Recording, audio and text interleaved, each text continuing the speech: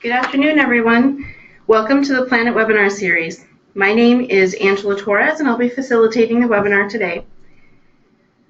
The webinar is part of the 2016 Basics webinar series, which we have been doing for a good 6 months now.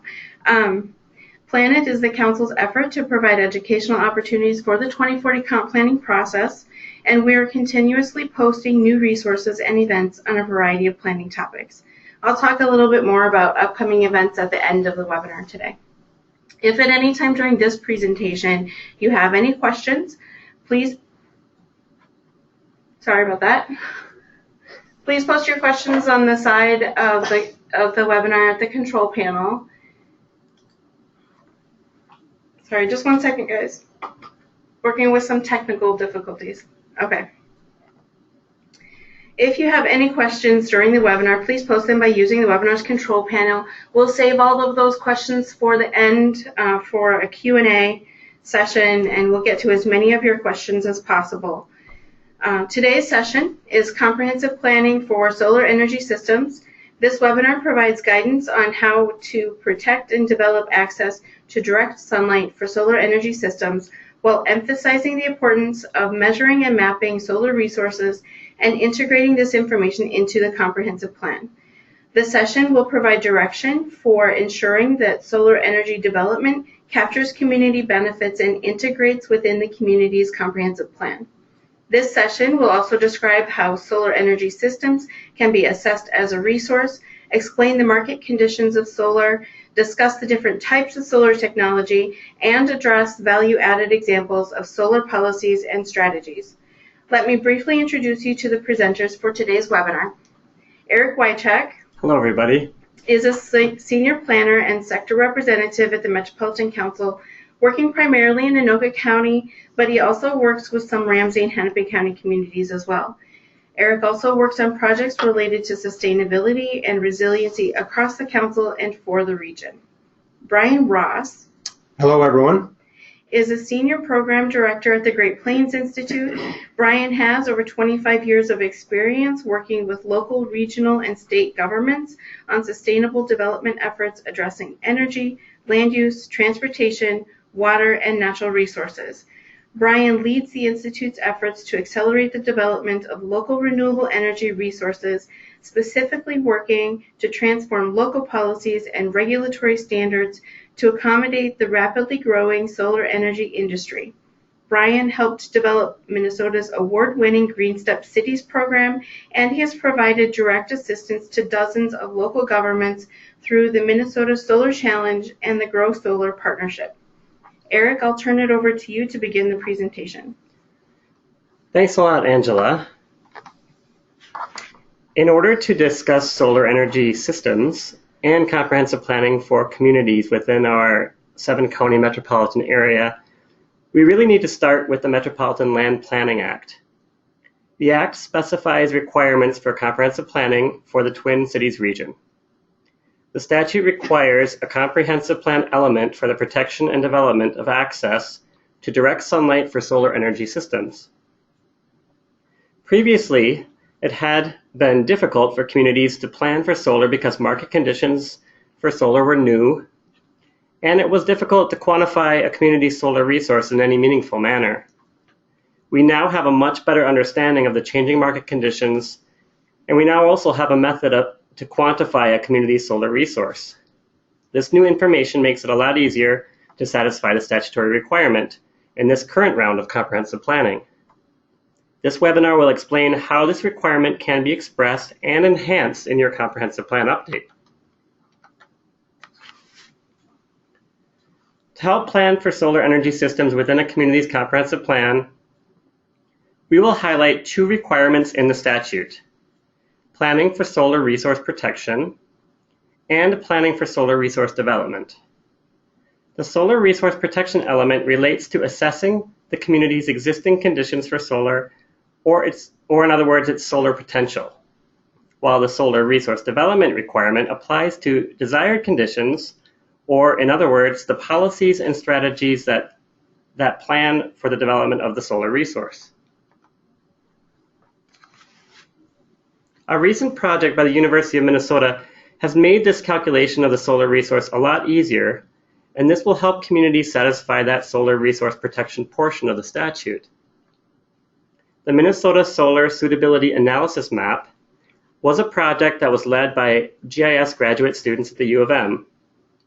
The map is now maintained by and housed at the Department of Commerce.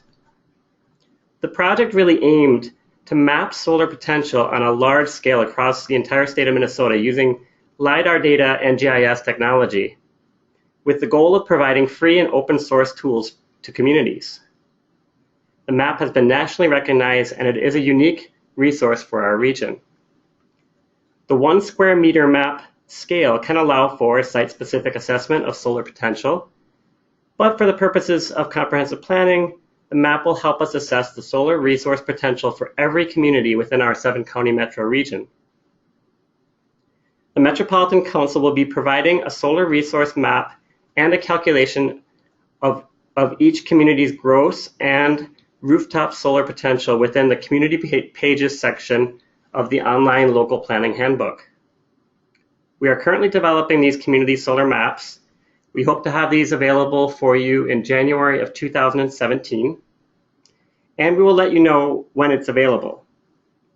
For those communities with land use authority, this map and calculation should be included in the comprehensive plan to satisfy the solar resource requirement.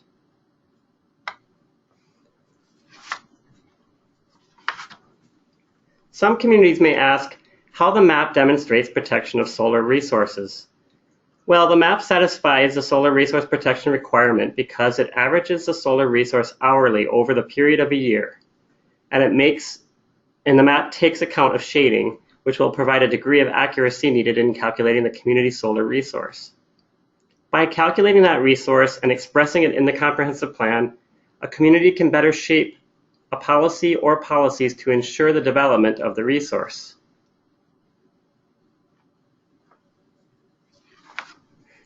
Another likely question may be whether or not the map takes into account more recent development and perhaps the growth of trees or demolition of buildings. It must be stressed that there are limitations in the data because the solar map is a snapshot in time, so it won't account for all recent developments, but for the purposes of calculating your community's overall solar resource, the map provides sufficient information. Brian will now discuss the concept of solar reserves and existing and future solar market conditions. Thank you, Eric. One of the questions that communities have when they hear about solar potential or solar resources is to really, what does that mean? And to explain that, we're going to start first by talking about oil and gas, because this is a context in which people can easily understand this concept of a measurement of an energy resource. Most people probably attending here have heard of the term an oil gas reserve.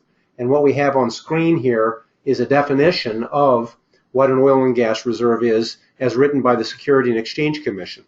And people might say, why does the Securities and Exchange Commission have a definition of oil and gas? They're not a geologic service, they're a financial entity. And that's true, but oil and gas reserves are an economic asset that are listed on the books of some very major corporations. And the Securities and Exchange Commission wants to make sure that things that are listed on people's accounting books, financial books, are not fictional, but in fact have genuine, measured economic value that can be verified and quantified. So the definition here is, what is approved oil and gas reserve that can be listed on your books are those quantities of oil and gas which, by analysis of geoscience and engineering data, can be estimated with reasonable certainty to be economically producible, et cetera, et cetera. And those are some key questions: being able to measure it, being able to replicate that with established procedures, and being able to know that it is in fact economically producible. That's something that we're comfortable with in regard to kind of traditional fossil fuels. But if I asked you, what is your solar reserve in your community, most people would stare at me rather blankly. But we can apply the same concepts of that oil and gas reserve to a solar reserve to get to that solar potential that Eric was mentioning earlier. For instance, if we change the SEC language slightly and say, what is a solar reserve? It's those quantities of solar energy which by analysis of atmospheric and land cover data can be estimated with reasonable certainty to be economically producible, et cetera, et cetera. We can take the same concepts, apply them to the data that we have, and actually come up with a measurable, quantifiable solar potential for a single parcel or a city or a state. And that is kind of where we're going with this data and this new map that we have. As an example, we did do a calculation a few months ago on the for a city in the metro area, city of White Bear Lake, the total, what we would call the gross solar potential of the area, which is the summation of all of the economically valuable areas with a solar resource in them. We can total that up and we can measure it against other standards of economic value, such as how much generating capacity that means relative to electric generation. And it comes to 910 megawatts is this estimate of what the solar potential is in White Bear Lake, which is a substantial amount of money, or a substantial amount of generation and of substantial economic value. It would generate about 6 times the amount of electricity that the entire city of White Bear Lake uses annually, and is about the size of a large nuclear or coal-fired power plant. However, that's a measurement of the total solar potential. However, we know that we're not going to capture all of that in terms of the land use characteristics, because we're not going to put solar panels across all of our backyards and in the park systems and on all of our streets. So it is a measurement that helps us gauge the total resource, but it doesn't necessarily tell us how much can actually be developed in a realistic manner. But we do have an alternative that Eric had mentioned earlier, which is what is the rooftop potential, the solar potential on just the rooftops of White Bear Lake buildings.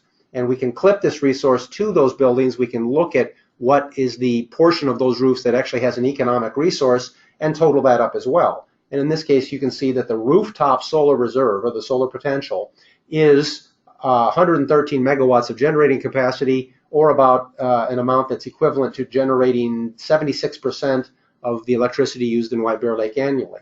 So that's a substantial number. You can kind of get a sense of the economic value here, and it is a great tool for understanding your existing conditions regarding your solar resource.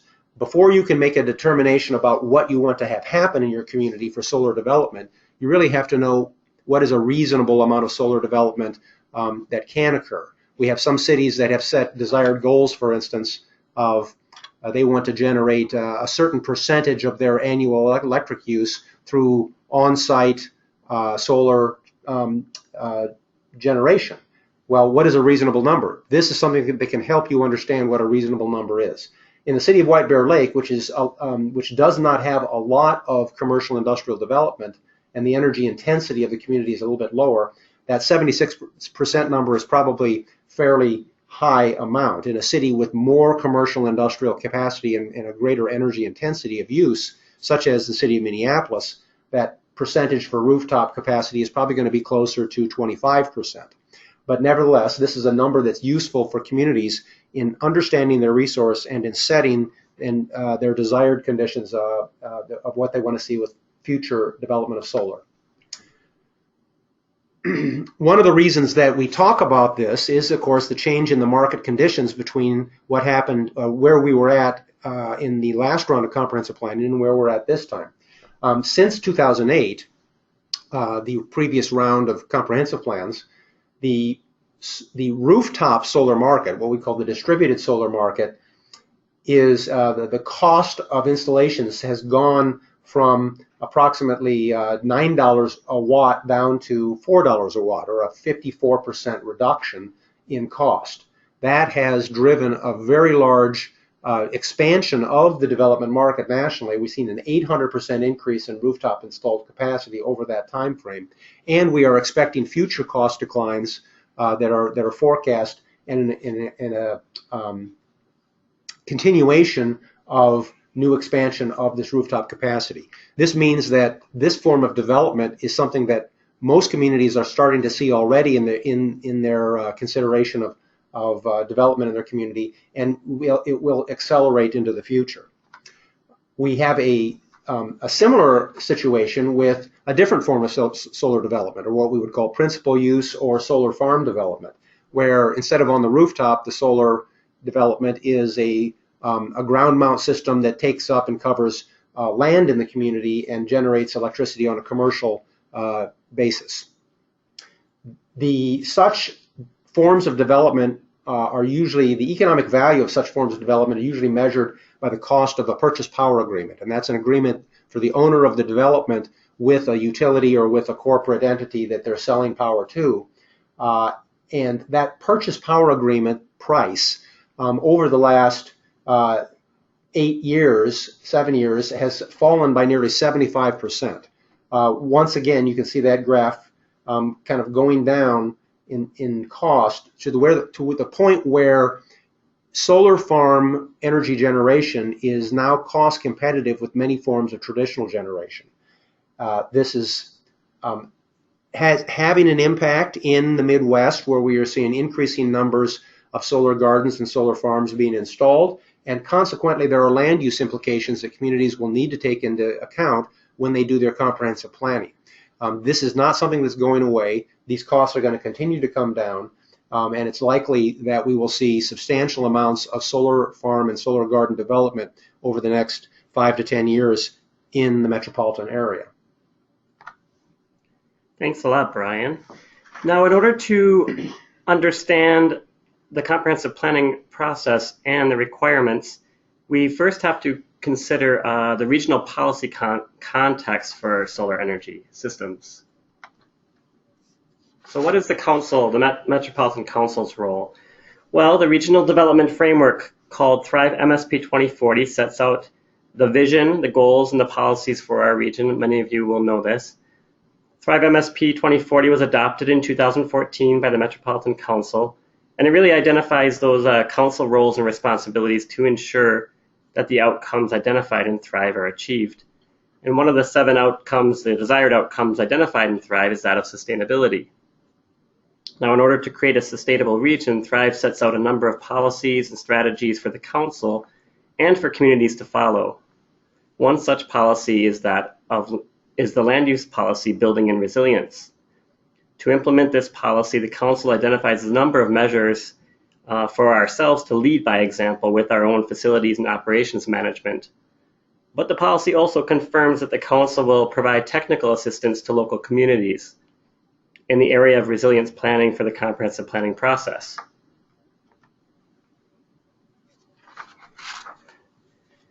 The community role related to the land use policy, Building in Resilience, includes that same requirement in the statute for the protection and development of solar resources, but it also includes value-added solar planning through, for instance, the development of community solar gardens and community participation in programs that provide further technical assistance in energy planning, like Minnesota Green Step Cities program and the Regional Indicators Initiative.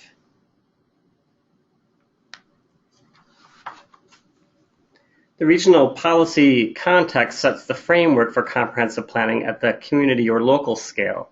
I know this graphic is kind of basic, but it kind of shows a generalized high-level structure of the local comprehensive planning process.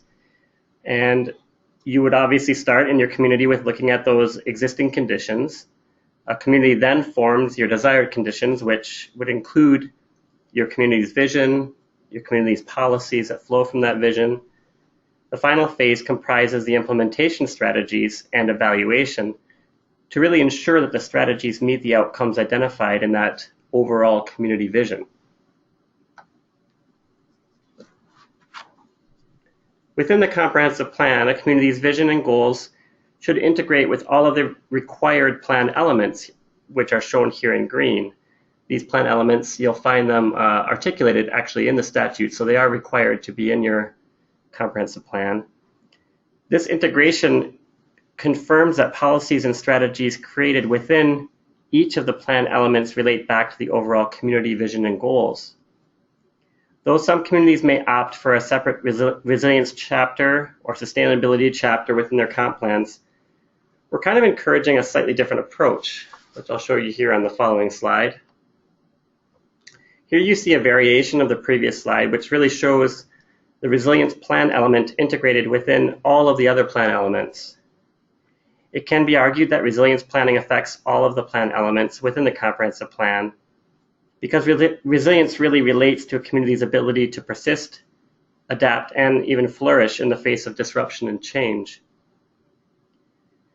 So the key factor in resilience planning is the ability to anticipate those impacts to a system or a community, and climate impacts, for example, likely affect all or many of those plan elements listed to the right. So it really is best practice for communities to consider resilience planning for multiple plan elements. Of course, it would be worthwhile to consider planning for solar energy systems in relation to the plan elements as well, given the co-benefits often associated with solar technology, such as reducing greenhouse gas emissions and diversifying a community's energy portfolio, which helps a community mitigate and adapt to climate impacts. We often see solar planning integrated into a land use chapter, economic development chapter, or a housing chapter in the plan. Brian will kind of touch on some of these examples later on in the webinar.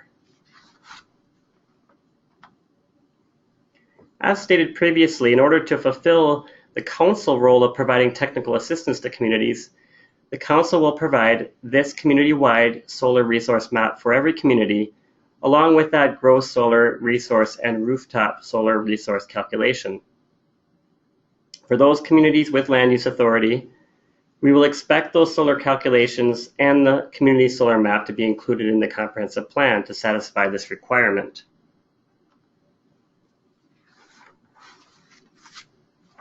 The solar resource development requirement relates to solar policies and strategies for the development of access to direct sunlight for solar energy systems. Communities with land use authority should include a policy or policies related to the development of solar resources. Each community should include a strategy to implement the policy. And you will be familiar with this from the last plan update in 2008 for the 2030 comprehensive planning process. Brian will provide some great examples of solar development policies and strategies in this webinar. This slide really summarizes those minimum solar requirements which we're expecting to see in the comprehensive plan. And this, again, these would be for communities with land use authority. Each comprehensive plan should provide an element for the protection and development of access to direct sunlight for solar energy systems. In order to assist communities, the Metropolitan Council will provide that solar map and the calculations to satisfy that solar resource protection element. Based on the existing solar conditions, the community should then develop appropriate policies and any strategies for solar resource development. You might ask, does this inclusion of the solar map and solar calculations represent a new requirement? Well, the answer is no. The statute has not changed, but communities are now facing not only a growing market demand for solar energy systems, they will need to plan for that demand using suitable tools. The solar map and calculations will really, in effect, help communities plan for solar resource protection, which will meet the intent of the statute. As was previously the case, local communities will still need to provide and create policy or policies for the development of the solar energy systems.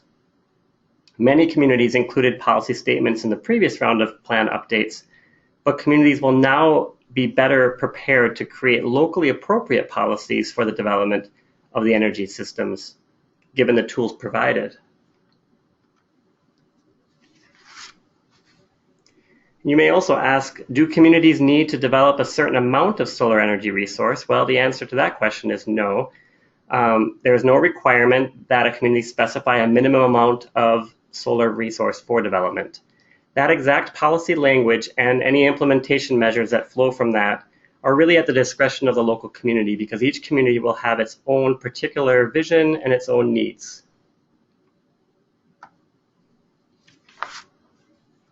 So what happens if a community does not want to include the solar map and calculations along with a policy in its comprehensive plan? Well, the solar calculations and map provided by the Met Council will need to be included to meet that minimum requirement for solar resource protection. In other words, those existing conditions. To meet the solar resource development element, each community, as before, will simply need to create and implement policies or policies that it deems appropriate to ensure direct access to sunlight for solar energy systems. If the elements for solar protection and solar development are not included in the plan will not be considered complete. As stated earlier, these requirements only apply to communities that have land use authority. Brian will now go on to discuss various solar technologies, solar land uses, the wider statutory background for solar, and how a community can be shovel-ready for solar. Brian will also provide examples of some great policies and strategies for solar development. All right, thank you, Eric. Just to help people understand the development end of the solar energy industry, we're going to talk a little bit about solar technologies and then to describe the different kind of land uses and land use issues and development issues that communities probably need to include in their comprehensive plans and set some goals for because it is a new market and a developing market. Solar is harvested, the solar resource is harvested in a number of different ways using different technologies. One of those is solar thermal, where the sun's heat energy is captured and converted into something usable for a building or a utility system. The picture on the upper right is a concentrating solar system that is, you might see in the desert Southwest, where they reflect light up to a collection unit that captures the heat, and then it gets so hot that it can generate steam and turn a turbine and generate electricity similar to a traditional electric power plant. This is a technology, you might have seen pictures of these, that take up hundreds of acres, and we will not see this kind of development in Minnesota or probably in the Midwest because it does require air that is not humid. Humidity reduces the effectiveness of the mirrored systems, and so we won't see this kind of development. However, you will see, and in fact can see right now, such as the picture on the left, which is the District Energy St. Paul solar thermal system on the rooftop of the convention center, where it's a 1 megawatt equivalent. It's an industrial scale installation, very innovative. It is one of the largest, or if not the largest, solar thermal installation hooked up to a district energy system in the Midwest and perhaps the country. It is obviously, as you can see, a rooftop racked system, and you can contrast that then with the system on the lower right, which is a residential home, and those panels you see built into the roof are mostly solar thermal systems, which are developing heat for the building's, the home's hot water system. This is one form of technology that is used to capture solar resources. Another example of a different type of solar thermal would be transpired air, where the collectors are on the side of a building and they preheat air, which is then used in the building's combustion system to heat the building. We see this kind of a development on industrial buildings, on farm buildings, but I will say that neither one of these kind of solar thermal heat collection systems that I've shown on these two slides have markets that have expanded nearly to the extent as has the solar electric market, which is the photovoltaic market. And we use interchangeably the term photovoltaic and solar PV and solar electric. They refer to effectively the same thing, which is a panel that converts sunlight into electricity for use either in a building or on the in a commercial sense on the utility grid. The dramatic expansion that we've seen in the market that is driving solar development is in this solar PV market, in solar electric. And so almost all the development you're going to see probably over the next 5 years is going to be this kind of technology. Many of the standards that we talk about still may apply to, for instance, solar thermal rooftop or to solar transpired air, but this is what you're going to see most of. And you can see a picture here of several different kinds of technologies of solar PV and different applications, and all of these applications have different land use consequences that need to be considered. Just because they're all solar electric or solar PV does not mean that they need to be planned for or regulated in terms of your standards and your development regulations in the same manner. They actually need to be evaluated separately and treated as distinct land uses. The one that probably people are most familiar with are just what we would say residential rooftop systems. And you can see several different systems here, including one small farm application. The system is mounted, in almost all cases nowadays, will be mounted flush to the roof. With the racking system is largely invisible because it's underneath the panel. It is mounted onto the existing roofing covering, whether that be a shingle or a standing seam metal or some other system. And it is what we would call a distributed system. It's an accessory use. This is the solar generation is for the benefit of the on-site electric needs of the principal use, which is, in this case is going to be a residential use. We do see another kind of use that is in the residential market, and that is what we call building integrated PV. This is where the solar cell is actually a part of the building. It is a replacement, if you will, for one of the building components that you would normally see in a structure. Such as on the left, you can see the two pictures of a solar shingle, which is a thin film solar development. It takes the place of a shingle on the roof and is then integrated into the rest of the building. Up in the upper right, we see another example of that, where the solar panel actually becomes a shading element for the deck in this house, and it has a translucent characteristic that lets some light in, but still provides shade, and of course also generates electricity. These kinds of applications are usually regulated under codes or under zoning codes as a component of the building rather than a solar panel.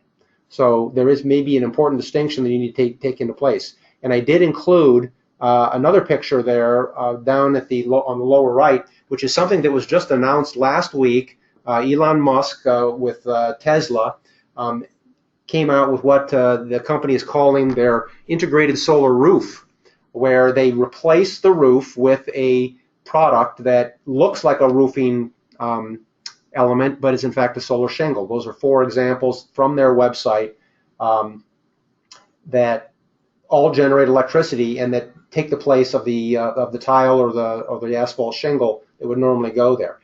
This is a recent development. We don't know for sure whether or not this is going to take off in a big way, but it is a new product, and if it does take off, it probably will be something that you'll be needing to think about in terms of your development regulations.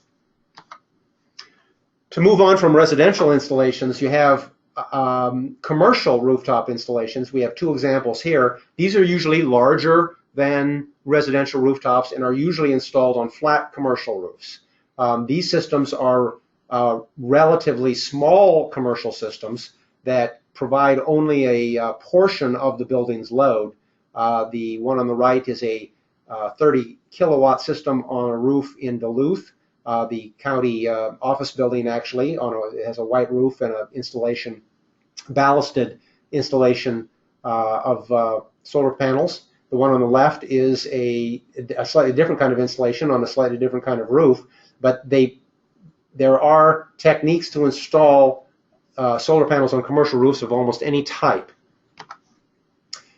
We see also, to move away from rooftop installations, we have another kind of accessory use installation that is a ground mount, either, as you can see on the left, a pole-mounted system or a rack system on the right. The pole-mounted system on the left is one that is installed in a yard of a commercial building. In this case, it actually tracks the sun across the sky. The panels will move. The one on the right is at a commercial facility that again uses the power pretty much exclusively on site. It does not move. It is a fixed rack system and is just integrated into the grass cover of that facility. These are, as I kind of said before, emphasize that these are accessory use structures and would be regulated as accessory uses and accounted for as accessory use development in your plans. Large-scale solar commercial rooftops are something that we're also seeing more of. We have one on the left that is the Minneapolis Convention Center. It's a 600 kilowatt installation, and one on the right that is on the St. Paul parking ramp by the convention center. The one on the right obviously is installed on the side of the south-facing side of the building with a slight pitch to the solar panels to catch the sun. The one on the left is on a flat roof. The Minneapolis installation was, when it went into place in 2009 or 2010, was the largest installation in the upper Midwest. It now is actually not that large compared to a lot of systems we've seen installed since then. Just here in the metropolitan area, we have a installation that's twice this size on the roof of the IKEA building, IKEA store in the Mall of America. And as another example, the Metropolitan Airport Commission has installed approximately 3 megawatts, or something 5 times this size, on the rooftops and some adjacent land next to some of their buildings in the airport. So we actually are seeing large-scale commercial rooftop developments as well. These are, however, also considered accessory uses because they're serving the principal use on the lot. To move away from those accessory uses, we now talk about some principal uses, which are mainly going to be solar farms and solar gardens. In this case, we have a technology that, again, is a pole-mounted system similar to what you saw before, but it's a solar farm taking up a number of acres. And these panels do, in fact, track the sun as the sun moves across the sky, as opposed to these systems, which are also solar garden or solar farm installations, and they have rack systems that are fixed and don't track the sun. But both of these, as I stated earlier, are principal uses. They are hooked into the utility grid directly, and there is a purchase power agreement between the owners of these systems and the utility. Actually, the system on the right is actually owned by a utility on their own grounds, and it's one of the first solar gardens that we saw developed in the state of Minnesota. But to go up to another scale, we have actually what we call solar farms. You can see this is quite a large installation. It is a 68 megawatt installation. This one is in California, and it covers something like 500 acres of land. This obviously has completely different land use implications than the previous things that we saw. It is a major installation, and it should be planned for and regulated in different ways than those other kinds of land uses associated with solar. Because we do, in fact, see that kind of development occurring here in Minnesota. We have a 68 megawatt solar farm that is being built out in Lyon County, but just outside the metro area, up in Chisago County, we have a solar farm that was just commissioned last week. You can see the aerial photograph of it on the left. It is a 100 megawatt solar farm covering something like 900 to 1,000 acres of land in terms of the total project area. And you can see a close-up of the actual technology used there. It is a single-axis tracking system that does track the sun as it goes across the sky, just in one direction, though.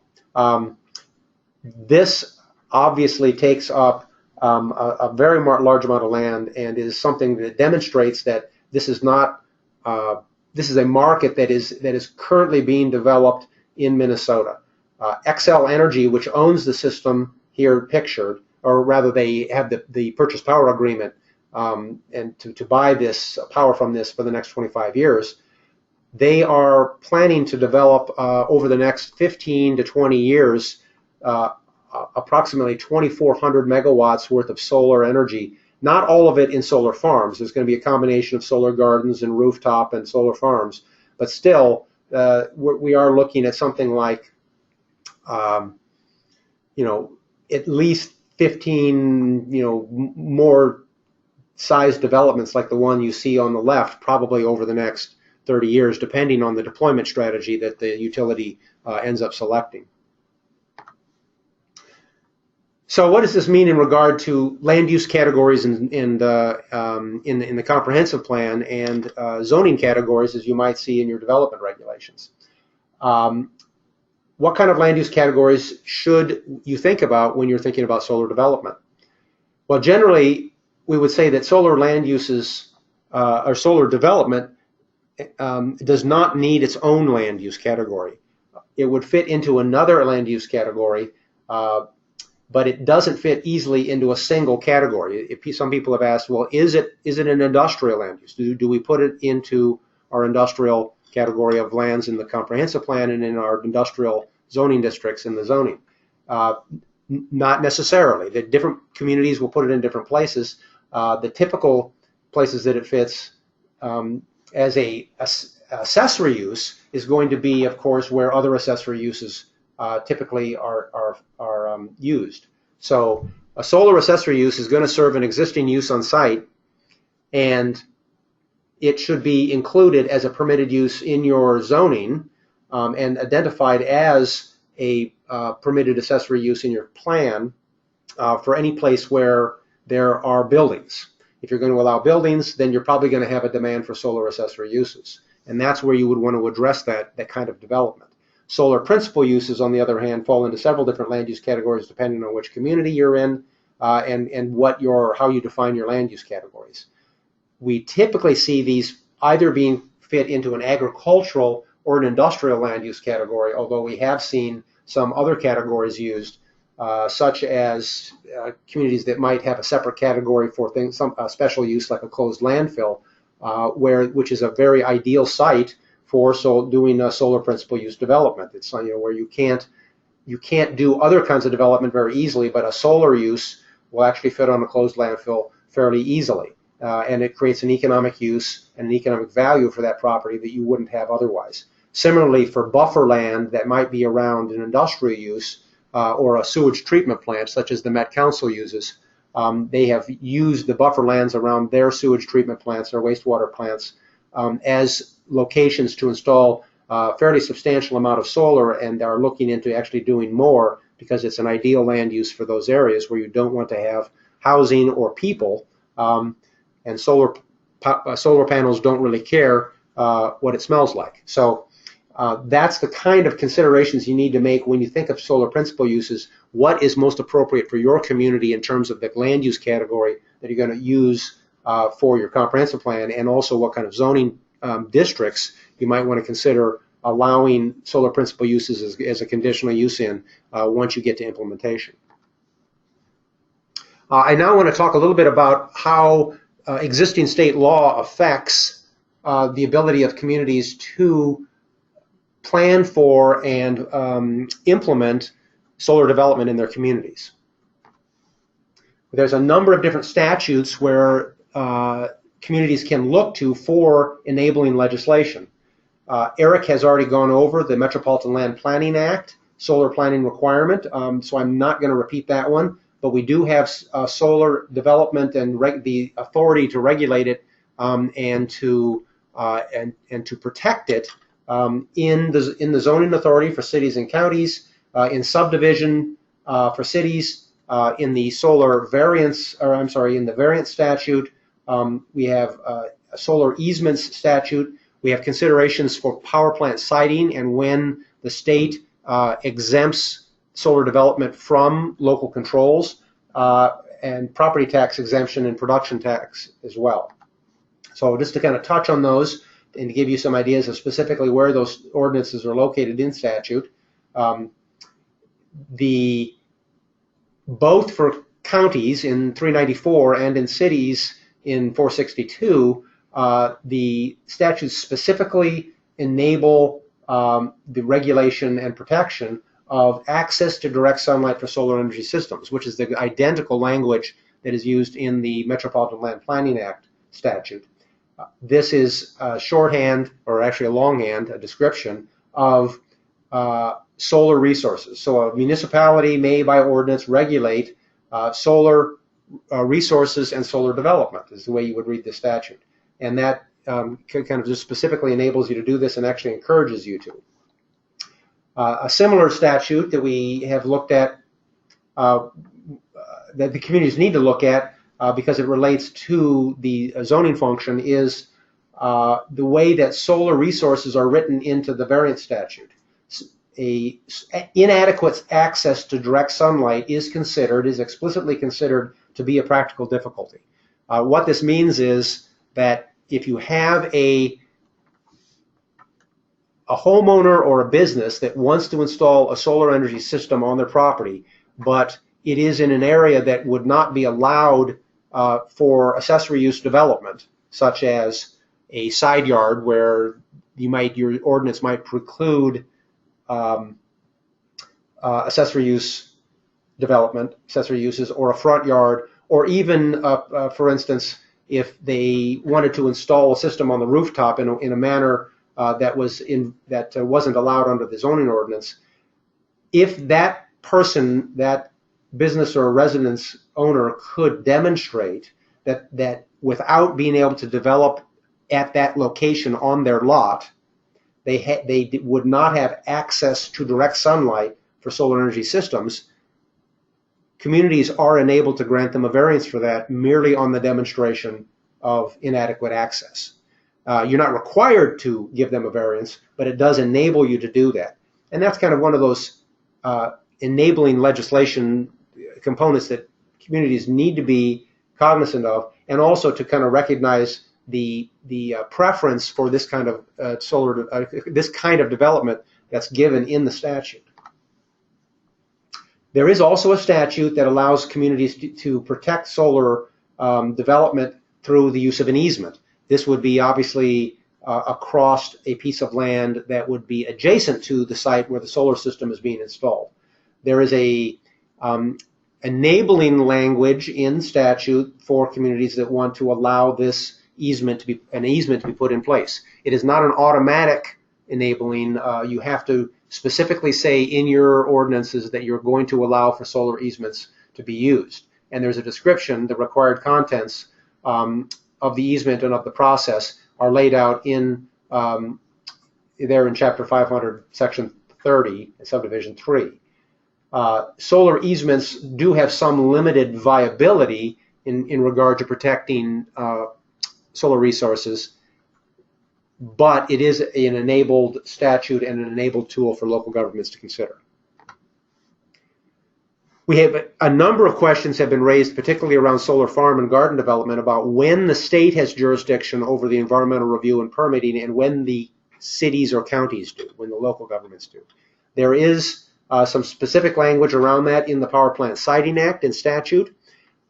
Generally, what we see is that anything that's larger than 50 megawatts, or in some cases 80 megawatts, there's a little bit of flexibility in the statute, that will be anything over those numbers will be a development that's going to be regulated by the state and is exempt from local zoning.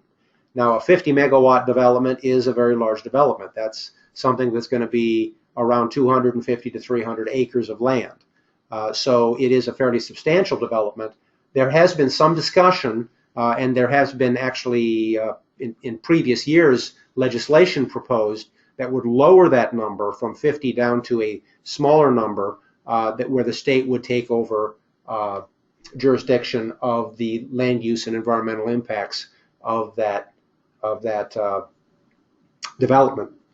So there is some, looking forward, there may be some change in the law, but right now it stands at 50 megawatts or 80 megawatts. Except, there's always that except in there somewhere, when the system meets a certain characteristics where a number of small sites that may be only 5 or 6 or 7 or 10 acres in size are constructed as a single project.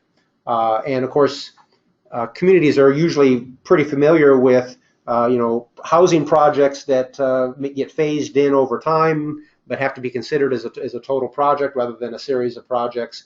This is somewhat similar, where if one project is being developed that has the characteristics of single development and it meets that 50 megawatt threshold size, it will be regulated by the state, even though the individual components of that development may be of a size that would normally be regulated by the local government. This is a provision that was used to in the currently being developed project, the Aurora solar energy project, which is now under construction at something like 20 sites around the state. So all those 20 sites are being regulated by a single permitting process by the state and are exempt from local conditions. Many communities will ask, what is the impact on property taxes of a solar development? Solar equipment is exempt from taxation. This is a law that's been in place for 10 or 15 years. So the equipment, the solar panels, when somebody puts it on their roof, are exempt from property taxes. It doesn't increase the property value of that from the standpoint of assessing value. However, there was a change made a couple years ago in the law to recognize that solar farm development or solar garden development is different than rooftop development. And as I have emphasized a number of times, don't put those things in the same boat for planning and regulatory purposes. And the state has recognized that as well in terms of property taxes. Principal uses, where a solar development is the exclusive or principal use on the lot, will be assessed. The equipment is still exempt from property taxes, but the land under the equipment will be assessed at a Class 3A property classification, which is an industrial classification. So if you have a solar farm or solar garden that's going onto land that is agricultural and is currently being taxed at an agricultural rate, being assessed at an agricultural classification, the classification will change, and the value of that will, of course, be increased because of that classification change, and the entity in which that facility is located will get a higher property tax return on that than they would have otherwise. That does not apply to accessory use systems, only to principal use systems of any size. There's another provision for solar farms or gardens that are 1 megawatt or greater in size, and that is a solar energy production tax. That all of the energy that is produced by that system will be taxed at a rate of $1.20 per megawatt hour, and that revenue will be collected by the county in which the system is located. The county will keep 80% of that, and the remaining 20% will be distributed to cities and townships within that county. This is a production tax that is modeled after the wind energy production tax that was put in place about 10 years ago, again recognizing that these large solar developments do have impacts, and the exemption of the equipment is one that should be compensated for in the taxation structure. So this is the result of that, and it is actually a decent increase in revenue from a site that was formerly, for instance, in agriculture. And I should mention there is actually one other statute that I meant to include on this list, which is the beneficial habitat statute for solar farms and gardens, which I can discuss in just a minute. But now I do want to talk about how we actually apply these statutes and the development standards, or as we would say, how as a community make sure you're being shovel ready for solar development. This is a term we understand when we talk about other kinds of development, but it also applies to solar development. And there are specific characteristics that we recommend in order to be solar ready for development. 5 principles that we've developed through the Grow Solar Partnership Program for local governments. Comprehensive plans that describe your resource and encourage development, such as Erica had described. Development regulations, this is going to be primarily zoning, but may include subdivision or other environmental standards, that explicitly address solar development in its varied forms. So you're recognizing that one kind of solar land use is really a different land use than another kind, that accessory uses are not the same as principal uses, and that solar farms, large scale, that take up hundreds of acres are different than a system that might only take up a few acres. Permitting processes that are predictable, transparent, and documented. This is referring to the local government building permit or electric permit process. The fourth principle is public sector investment in the community's own solar resources. And finally, local programs that limit market barriers. And I'll just kind of briefly go over what each one of those means in a little bit more detail. Comprehensive planning, identifying and defining your solar resources, not acknowledging solar development benefits and co-benefits. That's kind of recognizing that solar development, for instance, creates jobs. And it may be, you may actually have an economic development strategy that encourages solar development in your community. It also recognizes things like co-benefits associated with solar development. Yeah, I mentioned earlier that beneficial habitat standard, the statute that was just passed last year, that encourages principal solar uses to create pollinator habitat underneath and around the solar arrays. And you can see a picture over there on the right of such a system where pollinator habitat has been built around a solar farm development. And that is, in many cases, a co-benefit that you can actually build right into your plan policies and even into your ordinances. And then finally, identifying solar development opportunities and conflicts in the community. This is recognizing that you don't want to enable solar farms everywhere in the community. You might not want to enable solar farms even everywhere within a single district. There may be additional criteria that you want to apply to that. Do you want to have solar development occur on prime ag soils? Do you want to have solar development occur that are consistent with your design standards for residential or commercial buildings? These are questions that do come up. There are potential conflicts between resources. Urban forests are great things. Solar panels and solar development is a great thing. They don't go well together. And the plan is the appropriate place to set the stage for addressing those kinds of conflicts. Second, development regulations. This is zoning and subdivision primarily, but may include environmental regulation as well. You need regulations that explicitly address the different forms and uses of solar development, as I've said many times already in this webinar. You also need development regulations that create an as-of-right installation opportunity. This is specific to, and at minimum, accessory uses. How are you going to allow an accessory use development, a rooftop or sometimes a ground mount system in your community, such that you set standards on it so that a developer or a contractor knows how to design the system in your community so they don't need to go and get a conditional use or a variance or come in and argue their case in some other way before the Planning Commission. An as-of-right installation.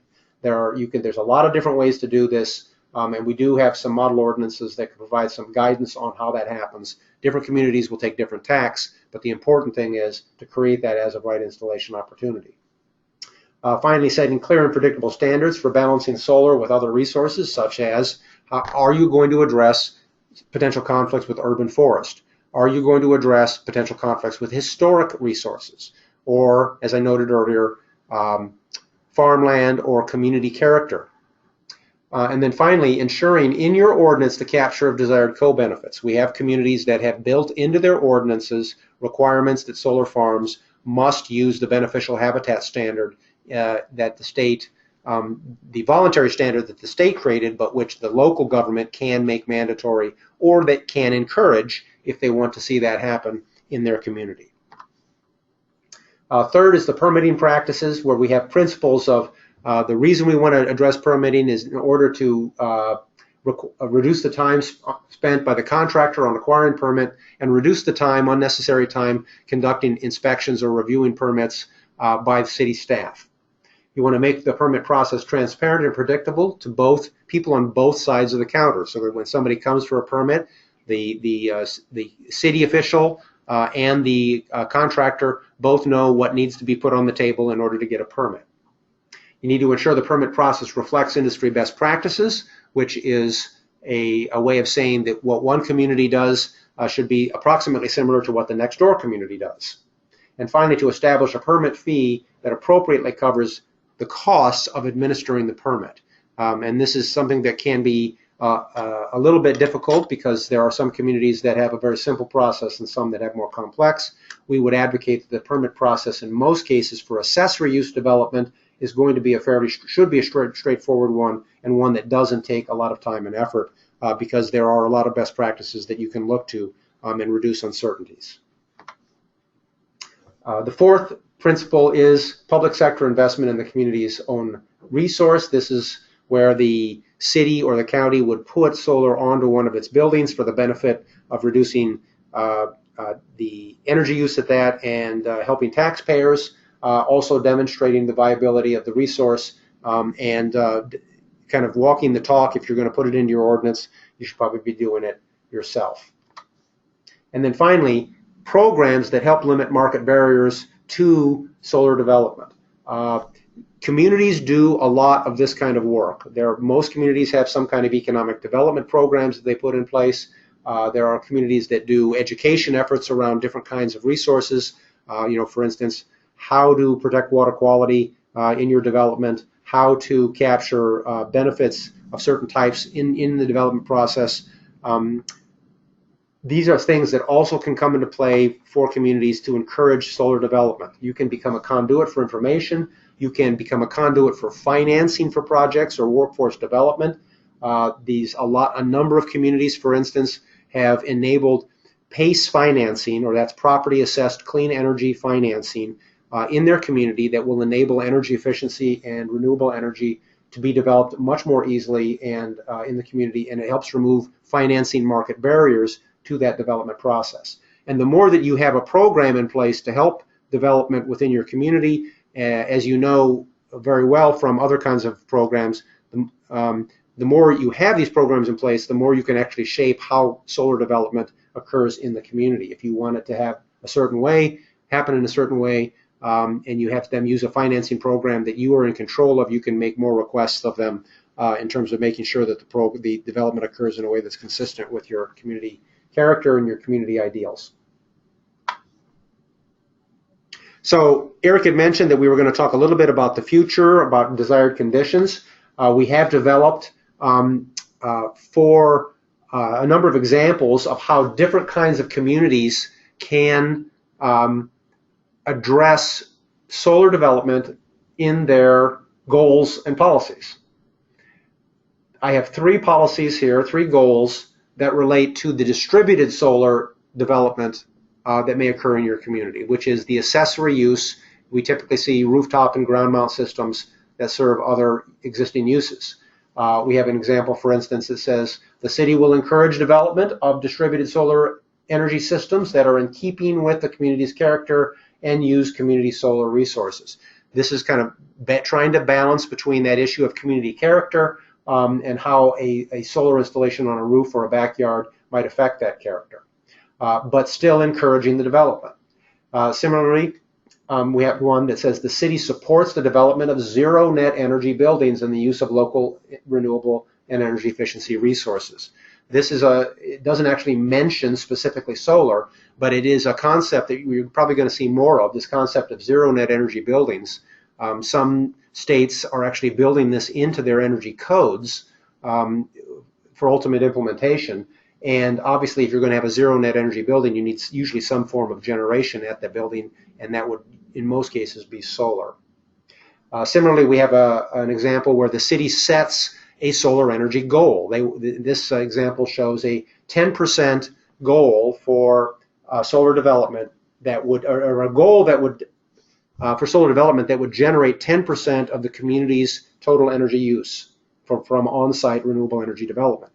This is one of those goals that you really can't develop unless you know what for instance, your rooftop potential is in your community. Is 10% reasonable? Should it be 5%? What about 20%?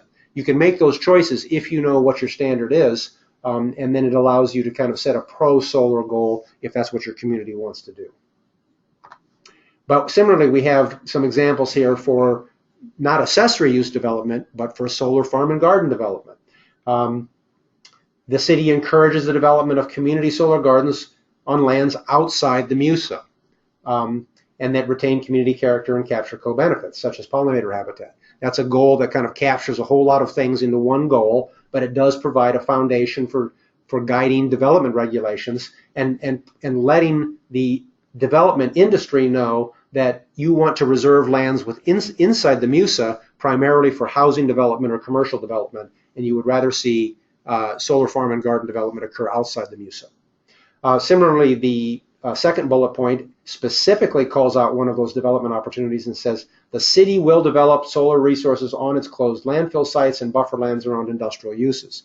That's getting very specific and obviously has a very direct guidance to how the zoning ordinance is going to be written, and also potentially what kind of programs the city might want to consider in terms of enabling solar development to occur.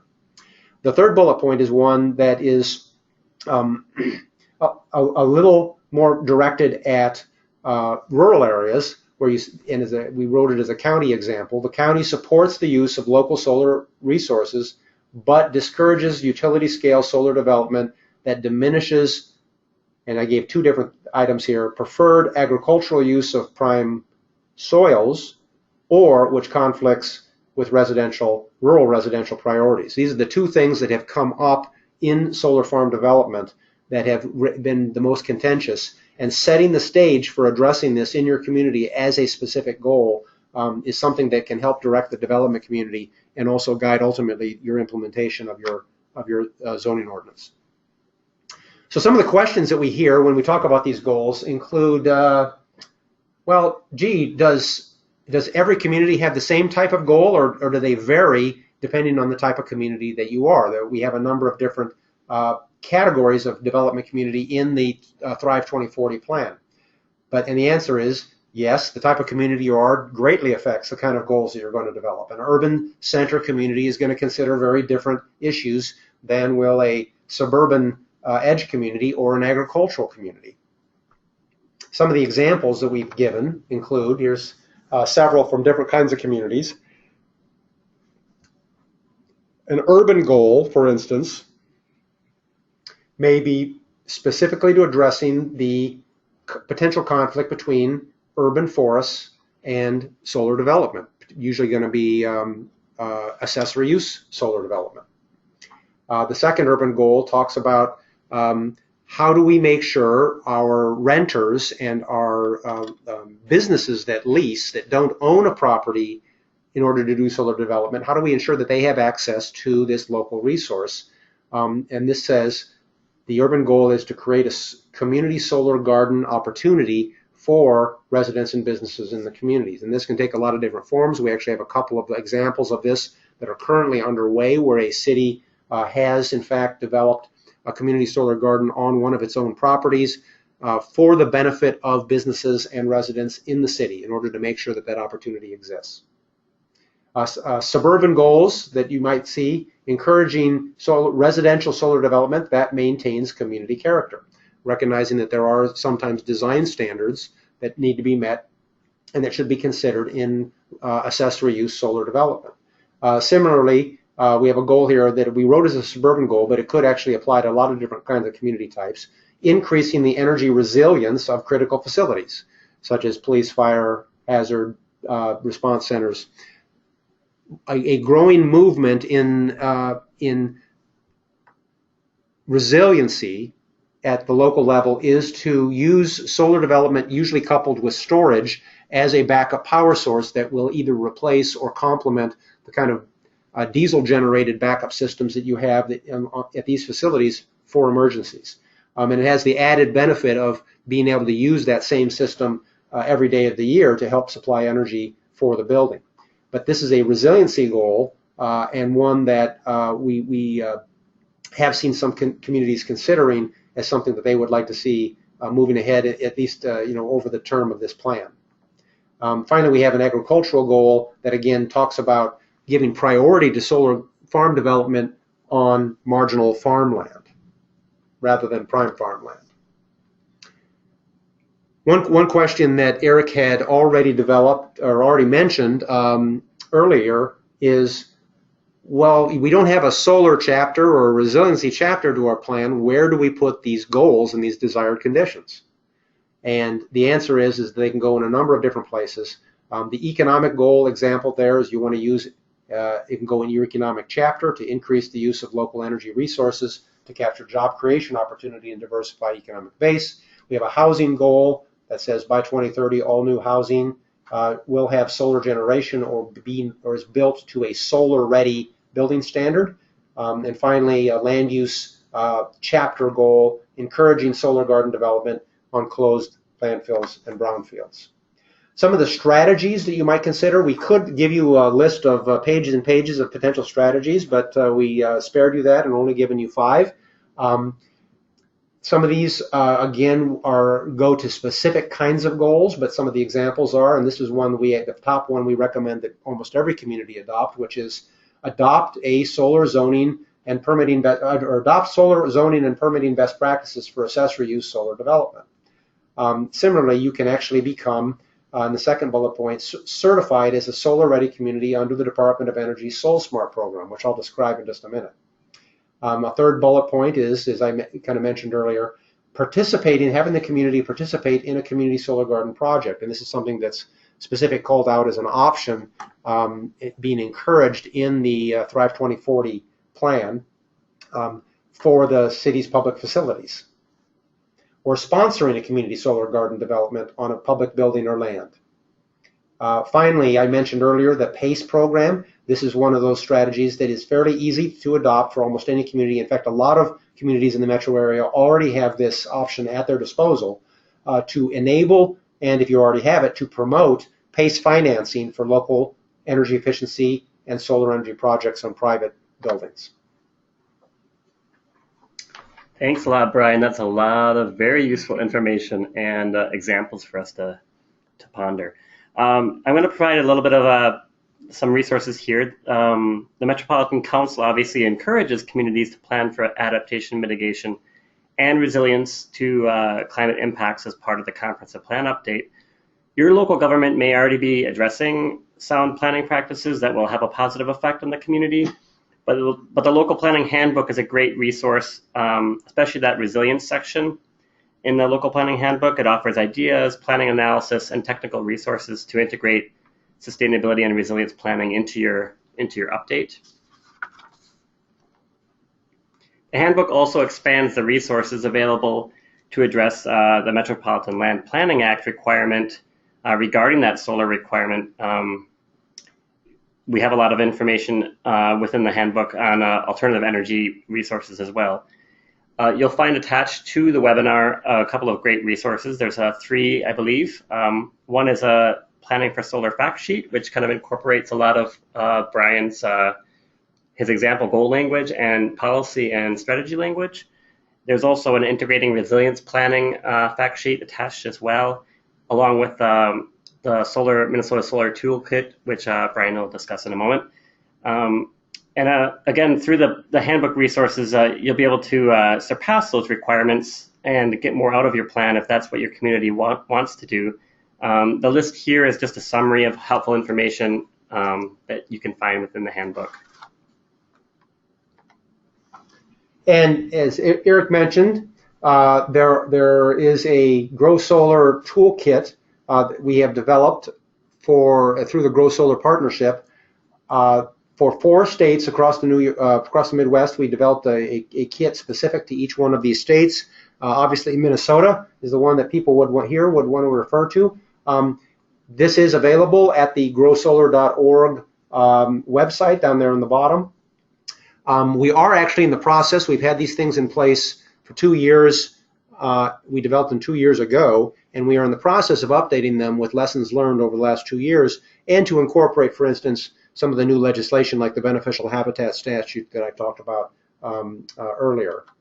Each one of these toolkits includes a summary of the statutes that can guide or enable local government actions, comprehensive plan guidance, land use regulation guidance. It includes a model zoning ordinance that helps you know how to implement this and how to address, both in terms of principles and with a model, the permitting issues in order to meet best practices those issues.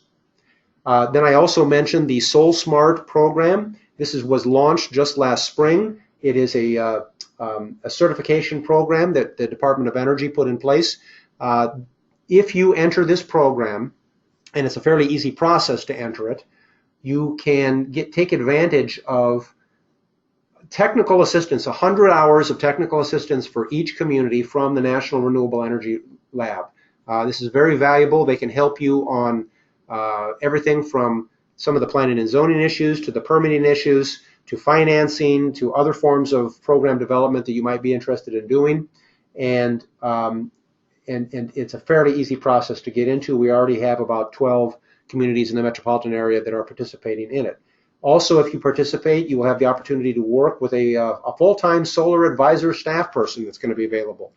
We hope to have someone placed at the Met Council in 2017 that will be a solar advisor that will help not only with comprehensive planning issues related to solar, but also to how to become certified, and it's a free assistance that will be available in order to achieve that level of preparedness for your community. Wow, thank you, Eric. Thank you, Brian. That's a lot. We just also want to mention a few things before we move on to questions. We have a little bit of time for that. There were several resources and kind of locations mentioned during the presentation today. I want to be able to point you to where you can find those on the web. The Local Planning Handbook in particular is the key resource for comprehensive plan updates. We plan on providing links within the handbook to the Grow Solar Toolkit and the SolSmart resources that Brian has provided here today. The PlanIt page has the most current information available on upcoming events, and you can use the links on this page to directly access the resilience plan element of the handbook or the community pages in the Local Planning Handbook as well. So if you'll move to the questions page, we have time for a few questions here. The first question that came in is, how can we work with MnDOT to include more solar around the highways? Are there special programs? Maybe Brian. That's a great example of the use of a land within your community that can't be developed in any way but might be appropriate for solar development. And MnDOT, I know, has actually been looking into this and how they might enable solar development to occur, for instance, in right-of-ways and what kind of standards they might put in place.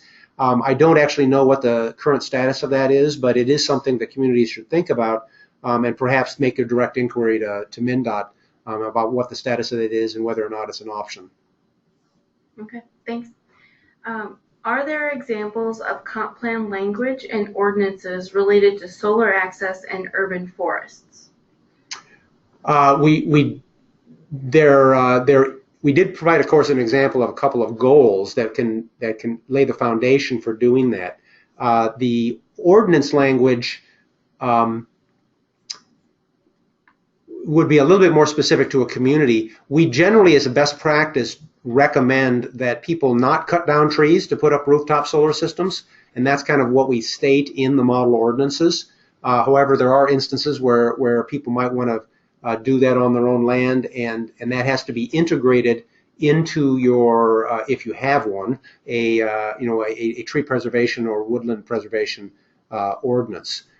There has been some work in other communities about how that gets integrated when you are also using something like a solar easement across the neighboring property, and that'd be probably where we see the most specific language that's been used. We don't have any example actually in Minnesota of that, but it is something that some other states have incorporated into their land use codes and into some of the ordinances.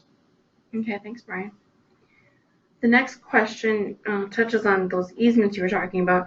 How realistic is it, or how would we encourage obtaining solar easements in fully developed areas? Will there be a market for this? We would be uncomfortable with this if it discourages development that we'd otherwise like to see. And that question goes directly to some of the difficulties of using solar easements as a protection tool. solar easements are a great idea, but they're actually kind of difficult to implement because, especially when you're talking about fully developed areas. Minnesota's solar easement law is a voluntary law. There is no provision in it or no enabling statute to apply a solar easement across somebody's land who doesn't want a solar easement put across their land. It's a market transaction. There's actually a couple other states that I know of where they included some provisions for how a local government might actually apply a solar easement in an unwilling fashion across somebody else's land, but we don't do that in Minnesota. And so we typically see in fully developed areas that solar easements are rarely used because the cost of them is basically equivalent to buying the land on which they are being laid. So it is, however, something that we would see in the development process. The solar easement is a very useful tool if you're in your subdivision ordinance. If you want to make sure that every single lot, for instance, has access to solar, you could design it in such a way as to make sure that that solar easements are placed across the appropriate portions of lots, so that when one person puts up a solar system on their roof, then their neighbor doesn't plant a tree that's going to grow up into that solar window. That's probably the best place to use a solar easement rather than in the fully developed area. Okay, thanks, Brian.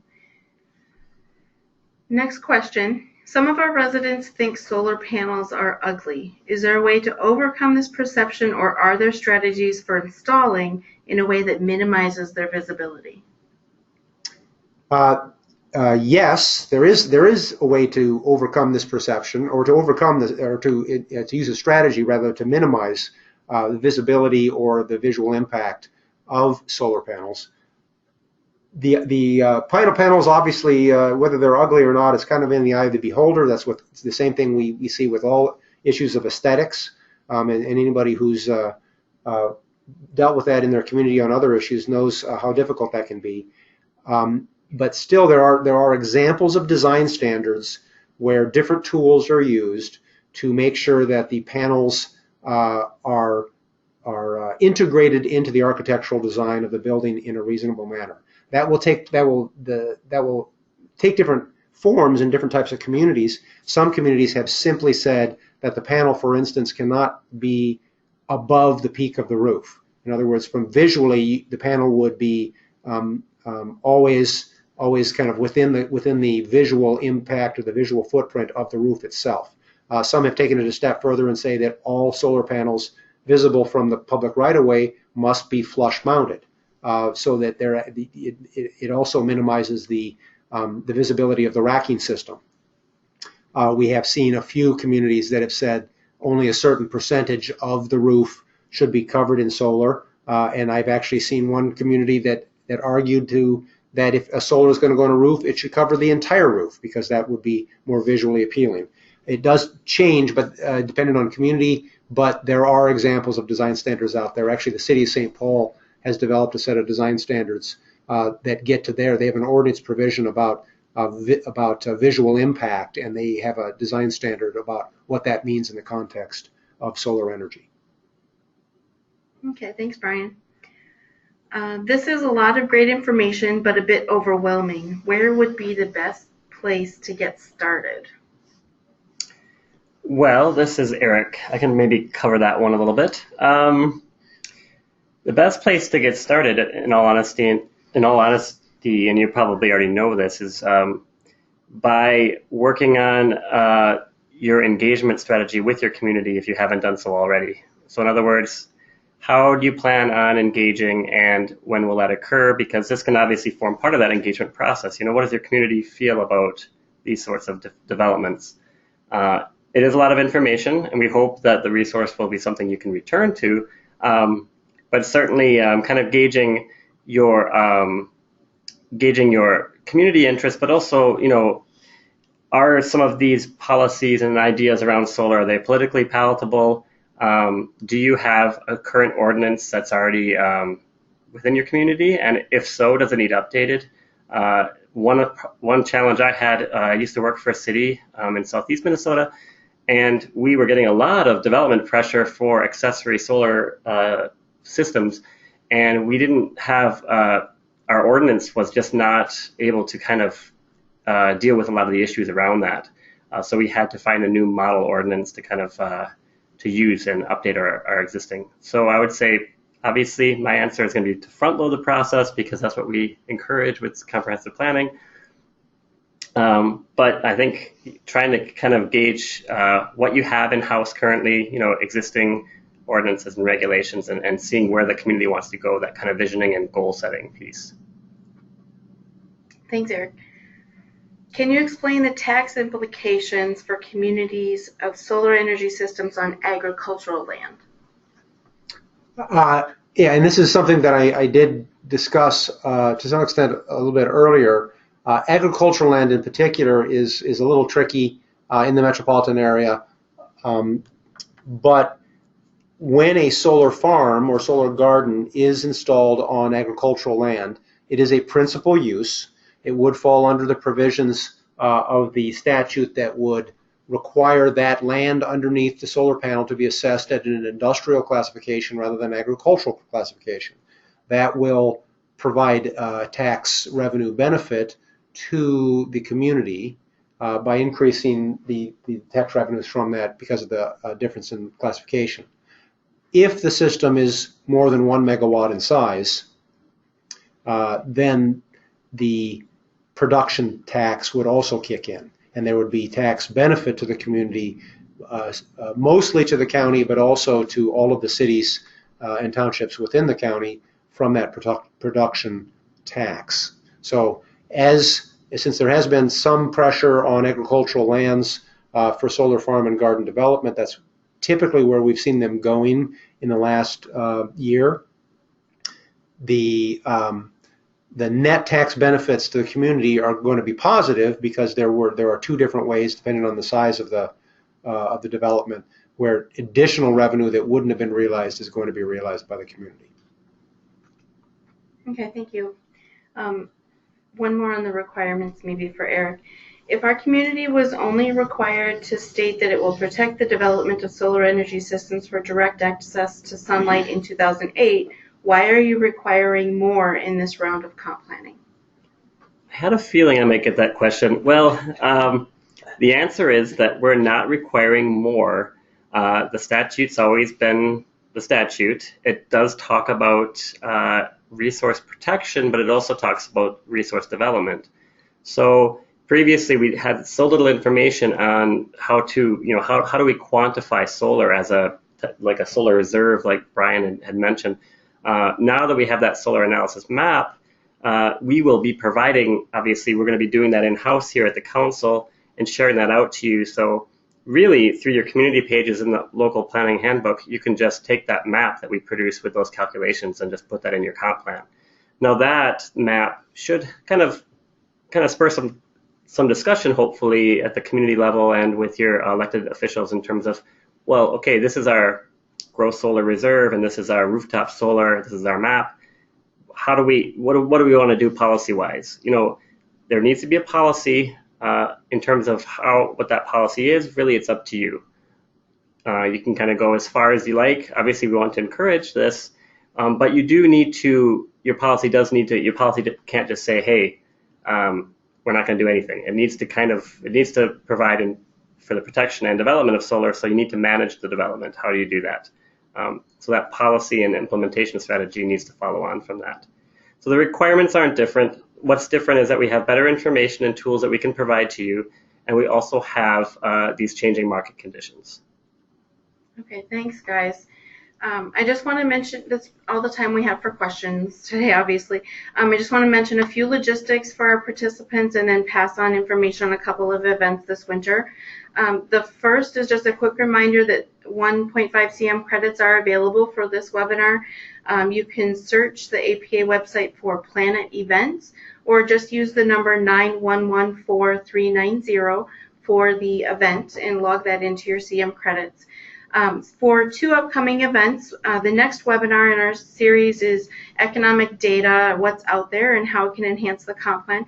That'll be presented by Todd Graham. He's a principal forecaster here at the Met Council on Thursday, December 1st. We're also planning a conference on December 13th at the Earl Brown Heritage Center in Brooklyn Center. The planning conference will focus on required elements for the comprehensive plan, but it will also include breakout sessions on value-added planning elements. So registration is open, space is limited, and we do have a lot of registrants already, so that's very positive. We hope to see you then on December 13th. We are working on the 2017 program now, and we hope to have that ready by the December conference.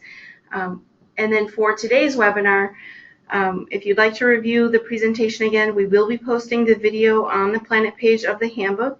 We'll also provide a Q&A document for you, which will include questions that we answered today, as well as any questions that we didn't get to. And we'll also prepare an annotated PDF of the PowerPoint slides for the website.